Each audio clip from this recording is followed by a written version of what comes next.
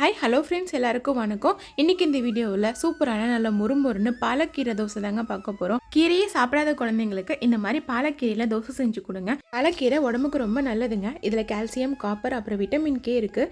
இது நம்மளோட எலும்புக்கும் நம்மளோட பற்களுக்கும் ரொம்ப நல்லதுங்க. இந்த கீரையை வாரத்தில் ஒரு நாள் எடுத்துக்கிட்டிங்கன்னா உங்கள் உடம்புல இருக்கிற சிகப்பு ரத்த அணுக்களை அதிகமாக உற்பத்தி பண்ணுங்க. வாங்க இப்போ இந்த பாலக்கீரை தோசை எப்படி செய்யலாம்னு பார்க்கலாம். உங்களுக்கு தேவையான அளவுக்கு பாலக்கீரை எடுத்துக்கோங்க. அதை நல்லா கழுவிட்டு ஒரு மிக்சி ஜாரில் சேர்த்துக்கோங்க. இது கூடவே கொஞ்சமாக கொத்தமல்லி இலை, காரத்துக்கு ஏற்ற மாதிரி பச்சை மிளகா, ஒரு சின்ன துண்டு இஞ்சி, மணத்துக்காக கொஞ்சமாக சீரகம் சேர்த்துக்கோங்க. இது கூட கொஞ்சமாக தண்ணி சேர்த்துக்கிட்டு இதை நல்லா நைஸாக அரைச்சி எடுத்துக்கோங்க. பாருங்க, இந்த அளவுக்கு நல்லா நைஸாக அரைச்சி எடுத்துக்கோங்க. இப்போ நான் சேர்த்துக்கிட்ட கீரையோட அளவு 2 பேர்த்துக்கு கரெக்டாக இருக்குங்க. இது வந்துட்டு நம்ம நார்மலாக இட்லி தோசைக்கு ஊற்றுவோம்ல, அந்த மாவு தான். இப்போ இதில் நம்ம அரைச்சி வச்சுருக்கிற பாலக்கீரை பேஸ்ட்டை சேர்த்துக்கோங்க. உங்களுக்கு தேவைப்பட்டால் கொஞ்சம் தண்ணி சேர்த்துக்கோங்க.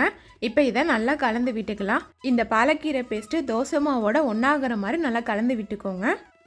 பாருங்கள், இந்த மாதிரி நல்லா கலந்து விட்டுக்கலாம். இப்போ இதை மூடி வச்சு ஒரு 5 நிமிஷம் அப்படியே விட்டுருலாங்க. இது ஒரு 5 நிமிஷம் அப்படியே இருக்கட்டும்.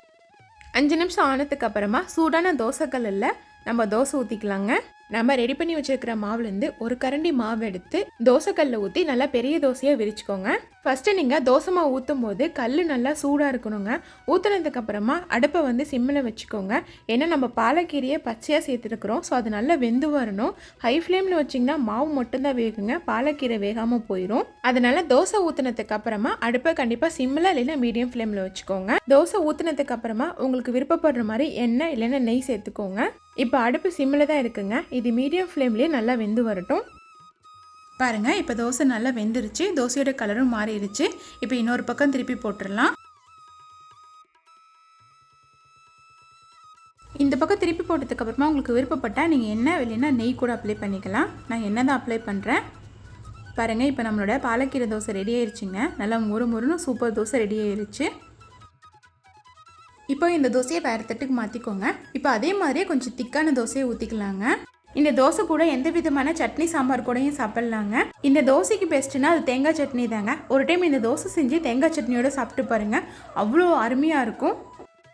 இந்த தோசை கொஞ்சம் மொத்தமாக ஊற்றுறங்காட்டி நல்லா சாஃப்டாக இருந்ததுங்க. அதுக்கு வந்து பேப்பர் ரோஸ்ட் மாதிரி தான் இருந்தது. அவ்வளோதாங்க, சூப்பரான பாலக்கீரை தோசை ரெடி ஆயிடுச்சு.